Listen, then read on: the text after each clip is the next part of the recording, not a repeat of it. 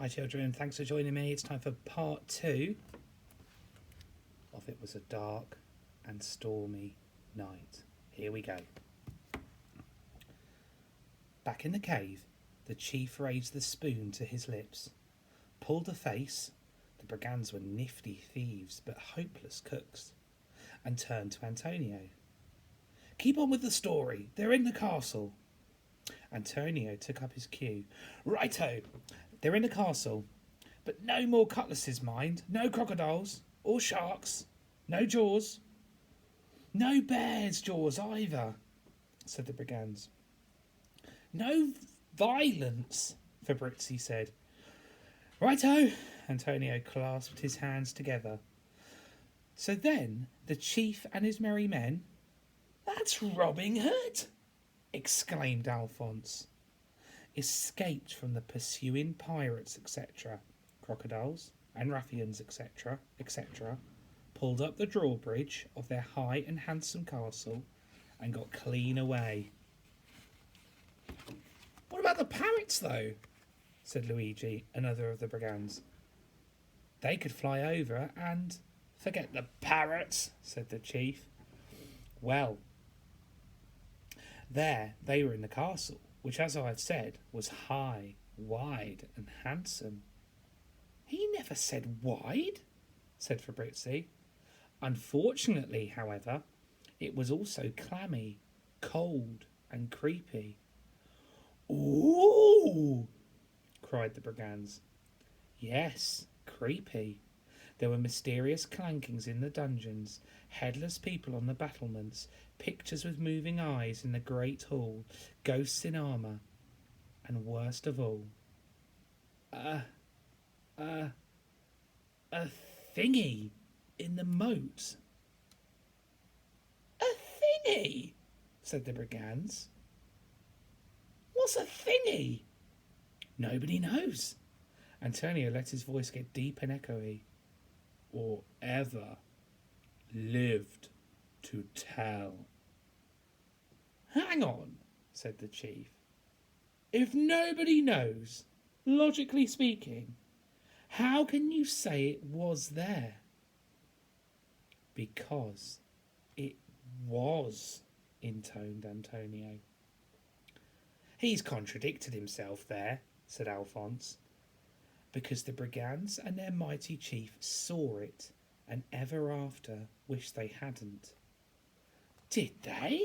Said the brigands. Yes, because at midnight, as the black bat squeaked and flittered overhead, the awful thingy left its watery lair and came out dripping up the stair. Rhyming again, said the chief, to get them. Ooh! Cried the brigands. And then, it's not true though, is it? Anyway, the drawbridge was up, said Alphonse. It smashed it down, Antonio said. They escaped into the keep, smashed that down as well. Shot it then, bulletproof skin, with a cannon. Missed.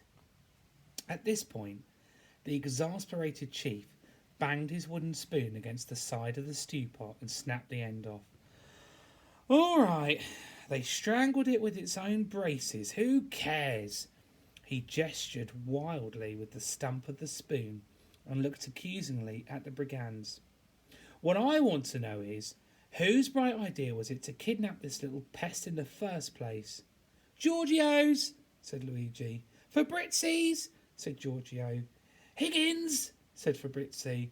Of course, the truth is, it was the chief's idea. Higgins, by the way, as you will doubtless have guessed, was an English brigand. How he came to be halfway up a mountain in southern Italy, complete with mustachios, bandoliers and golden earrings, is an even better story than this one, in my opinion. He started out as a schoolmaster, for instance. I can tell you that. However, space is limited, time is pressing, the chief's still in the middle of his rage, though it's moving now towards a sulk, and so... I'll tell you this, said the chief. I'm writing no ransom notes for him. Oh, go on, chief, said Leonardo, the last of the brigands. No, waste of time. Boy like this, they'd pay money to lose him. Actually, the chief was relieved not to be writing a note. He found writing a strain. No matter how many pens he stole, they all blotted, and spelling made his head ache. The chief sat down with a sulky expression on his face. I mean, you ask him for a simple story, and what do you get? Rubbish! And bears all the time, said Giorgio. And violence, Fabrizzi said. Ah, but the thingy has no teeth, you know, Antonio explained. It sort of sucks people to... I don't want to hear it. The chief turned his face to the wall and hunched his shoulders in an even deeper sulk. For a time, a heavy silence hung in the cave.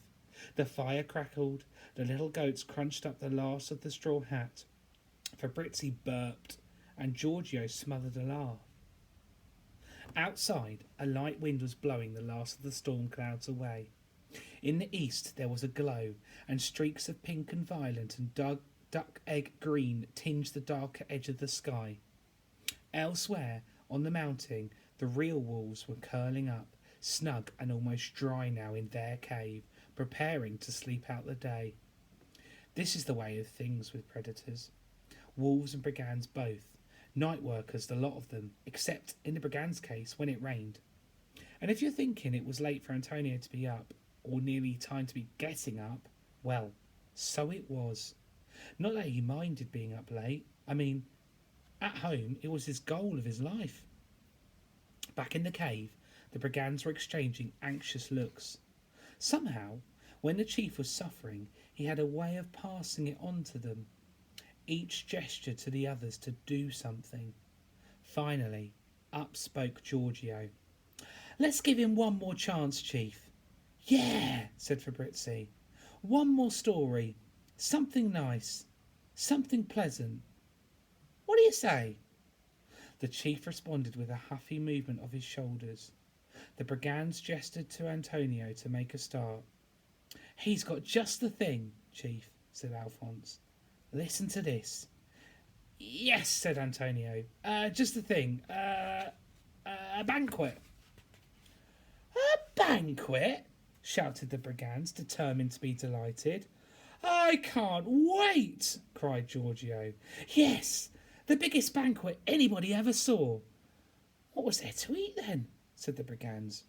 What wasn't there to eat? Said Antonio. Why, there was... Now, at last, the chief spoke. Yes, but what about the thingy? No problem, said Antonio, while in the self-same instant thinking, I'm getting better at this storytelling all the time. No problem. The chief, the mighty chief, just grabbed the thingy and with one hand tied behind him, knocked it cold with the other, strangled it with his own braces and tossed it back into the moat. Bravo! Shouted the brigands. The chief turned slightly, scowling still. Then what? Then what? Then the celebration. A great feast in the banqueting hall. Roast suckling pig and pheasant pie, mixed meat kebabs, cuttlefish cutlets. No Brussels sprouts, said Fabrizzi. None, Antonio said. Nor cabbage. Roast potatoes, though, said Alphonse. Yes, tons of them, all crisp and golden and piping hot. Freshly made spaghetti, tagliatelle, vermicelli, macaroni, and best of all, perhaps a huge tureen of delicious and enticing stew. Meanwhile, the real stew plopped and wallowed in its pot above the fire, enticing no one. And after that, marinated pomegranates, Florentine wafers in soft meringue, chocolate carnival cake, masala tart with strawberries, treacle sponge. Oh, treacle sponge, said Giorgio. I love it. And donuts, said Antonio. And ice cream. And what flavours? The chief had turned round completely now, and more or less lost his scowl, i.e., just looked normally menacing. Let's have chocolate mint, began Fabrizzi, but the others shushed him. And that's the end of part 2. Join me for part 3 shortly.